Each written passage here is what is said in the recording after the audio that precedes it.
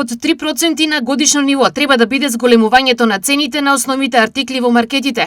Ова е клучниот договор на средбата помеѓу представниците на најголемите супермаркети во државата со премиерот Христијан Мицкоски, одржана во владата. Едно од тие цели е да во јули месец годишната стапка на промена на цените на основните прехранбени производи не биде поголем од 3%, односно да биде под 3%. Се сложивме сите. Во трговскиот систем маркетите се само едни од учесниците, поради ова Мицкоски најави. Потребно е да направиме еден ваков ист состанок со производителите и дистрибутерите и добавувачите.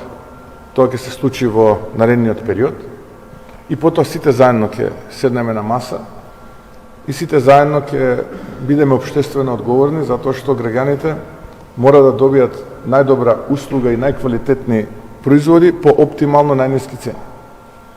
Тоа е она кое што е заедничка цел.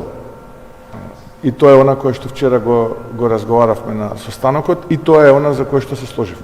Во меѓувреме, владата прави голем број анализи, но задачи има и Државниот пазарен инспекторат. Истовремено Државниот пазарен инспекторат доби за задача да направи компаративна анализа помеѓу цените на еден ист производ, еден ист артикал на добавувачите кон маркетите и цените на маркетите за тој ист производ кон потрошувачите граѓаните за месец мај 2025 споредено со месец мај 2026. Да видиме што е тоа кое што тука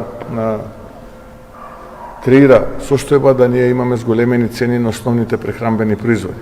Ова е еден од клучните владини чекори, годишната инфлација да биде помала од 3%, а граѓаните да не бидат жртви на неправедно високи цени. Освен овие, владата презема и други мерки во споменатата насока.